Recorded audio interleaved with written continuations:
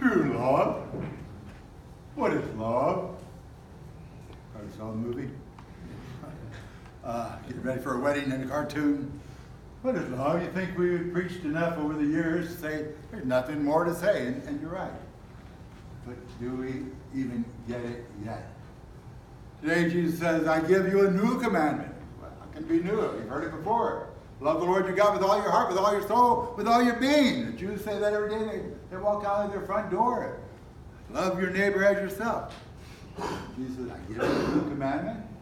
We have to investigate, really, how can it be new? I make all things new, he says. Now, we look at our experiences of love, and what do we find? We talked about last week, we looked at Mother's Day, right?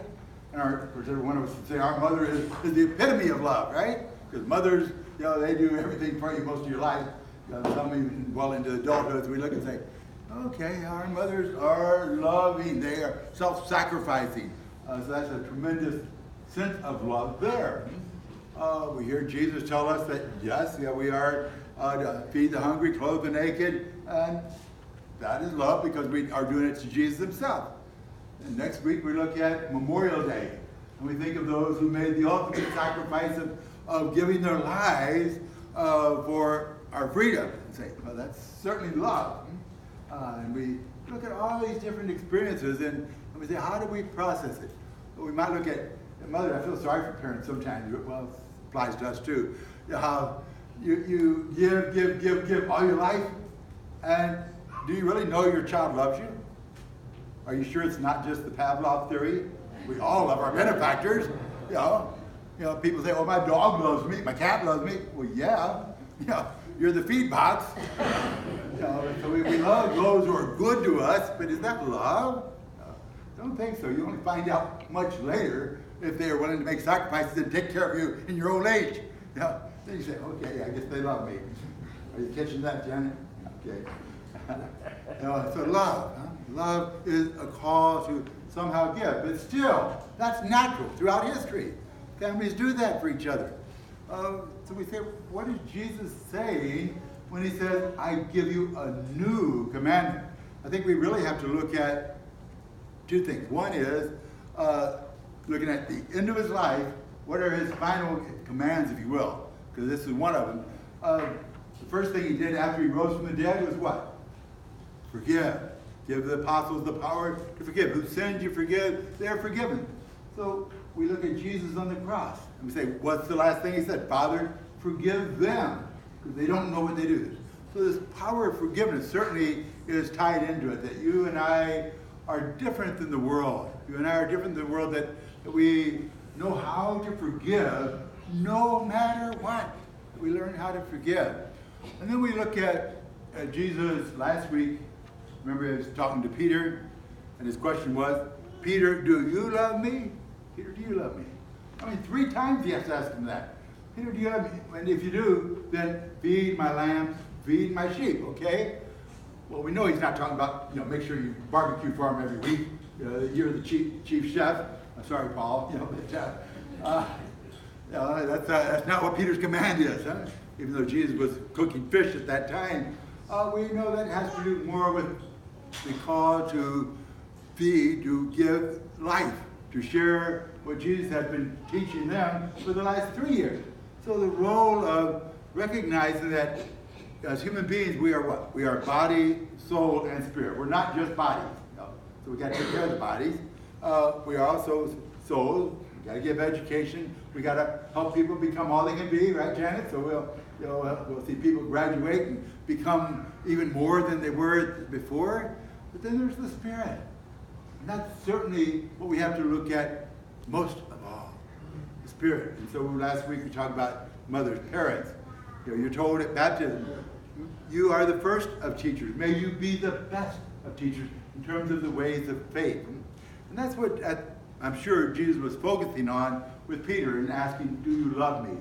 To help all of us realize we all have a role in helping others come to a fullness of life so they can spend eternity with us, right? I had a couple examples this past week of that. Janet, you heard that at the baccalaureate this past week. A young man who was preaching talked about how he knew Christ, but then he got away from it. but then through the help of others, he came back to know Christ and to serve. That's wonderful. Now, don't get the idea that that means you can go out and have a wild time and you can always come back. Don't do that on purpose. But then I also went to a funeral this week. A 53-year-old guy died of esophageal cancer, and somewhat of the same message, only he wasn't giving it. The difference between a Catholic funeral and a Protestant one, I found out, we talk about 8 minutes. They had 3 preachers, and each one likes to go about 20 minutes. So you count your blessings if I go a little long this morning.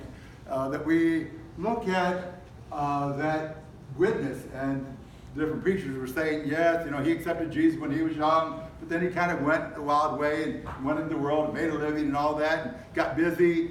But then later, through the help of others, came back to know Christ and to really serve in the church.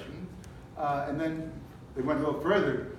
His wife shared with me how, said, just before he died, that's a terrible cancer, it's long drawn out. But said just before he died, said he sat up in the bed and he looked at it and said, "Hi, God."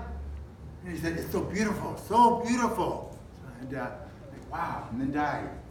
He said, would you deny that to anybody? Isn't that what we all want, is to be there forever? Like the one sign today at the church said, I got my reservations in for eternity. I'm looking for the non-smoking section. So I hope you are too, that we want everyone to come to eternity. And if so, then we get down to the bottom line here. What is love?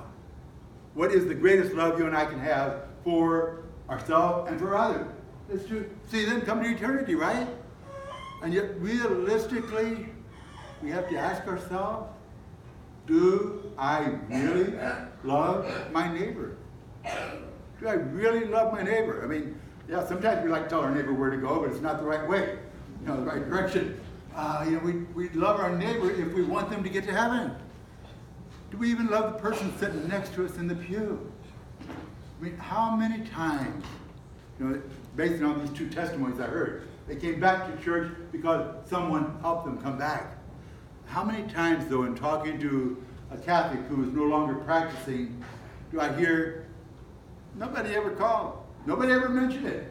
I was like, we have this attitude, well, you have your faith, I have mine, we keep it to ourselves, and I don't have an interest in you, sorry. It's like, no, is that love? No. Love says, I care. And if we don't even care about the people sitting next to us that we see, most of us sit in the same place week after week, we do. So we look around and say, oh, well, they're not there anymore. I wonder what happened to, I don't even know their name. Who was that? And they say, well, I guess they moved. I mean, they're on vacation 6 months out of the year because we're all very fluid parish. So we create all kinds of excuses not to even make a phone call and say, hey, are you okay? Is there something happening? Is there something I can do? But we miss you. We miss you. I miss hearing your beautiful voice next to me at church. In other words, that first call involves nothing. No real investment, no real sense of, hey, I'm challenging you to come back to church, but no, they need to know they're missed. Missed. And if we don't love the person sitting next to us, how can we say we love those others out there? Today we hear about Paul going from Jews to outreaching out to the Gentiles. We and I are called to love our families, want them to go to heaven, love those who are around us worshiping with us, and then to love the greater community. So today, let's be willing to ask ourselves, do I love as Jesus loves? Do I love in the way that he calls me to love those around me, those whom he has put into my life?